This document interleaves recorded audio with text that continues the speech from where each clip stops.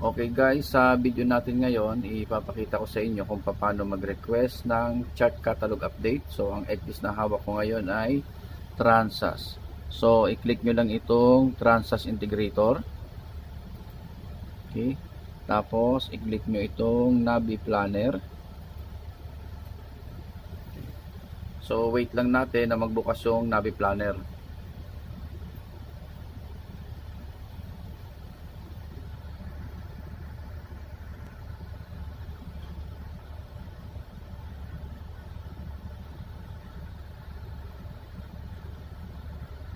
Okay. So, pag naandyan na, hintayin lang natin na mag-synchronize yung ECDIS, no? So, lalabas yan dito, magsisynchronize yan. So, bago tayo mag-click ng mga command, so, wait muna natin na mag-synchronize yung ECDIS. Okay, ngayon, i-click nyo itong chart. Tapos, i-click nyo itong chart catalog.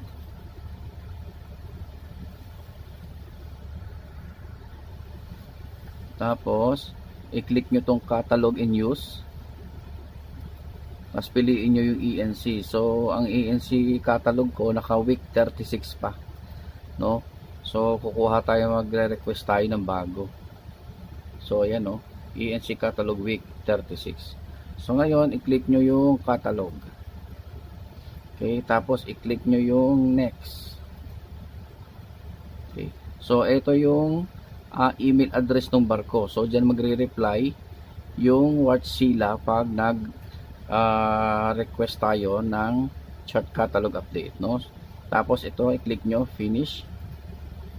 Tapos, piliin nyo yung inyong USB drive, yung location. Tapos, okay. Okay, so ito na yung ating request. Nakasave na yan automatic dun sa ating USB. So, itong email address dito guys, yan ang gagamitin nyo.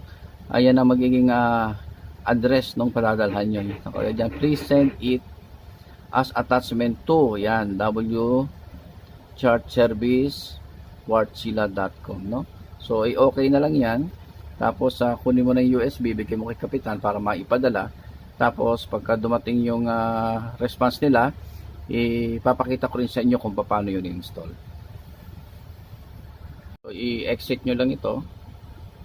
Okay, para bumalik dun sa ECDIS presentation. Okay. Okay guys, dumating na yung ating request na chart catalog update. So, i-update na natin. So, paano gagawin natin? So, click nyo ulit itong Transas Integrator. Okay. Tapos, click nyo yung Navi Planner, no? So, papasok ulit tayo sa Navi Planner. Okay, so hintayin natin.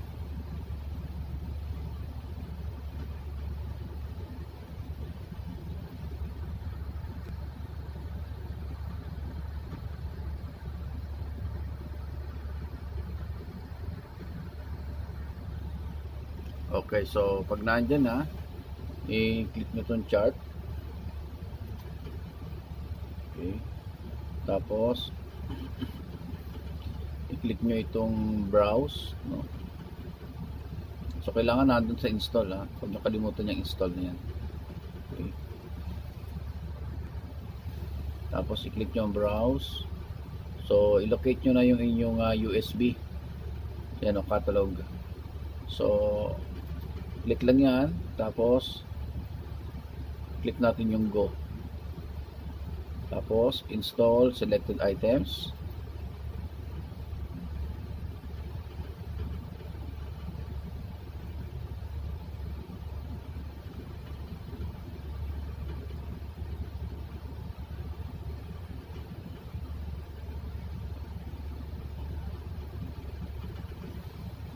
So, wait lang tayo.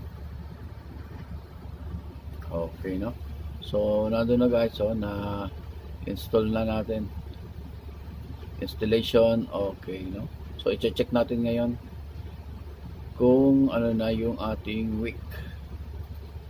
So, punta tayo sa chart catalog. Okay. Tapos nandun, no? Uploading charts to ECDIS, nakalagay dun sa taas. Okay, tapos click natin ito. Piliin natin yung ENC.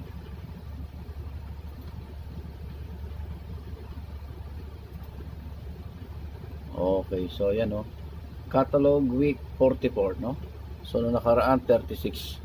So ngayon nag-update na tayo. So ENC catalog week 44, no? So ganun lang guys ang pag-install ng chart catalog update na ni-request. Okay? So nawa ay may natutunan tayo sa video na ito.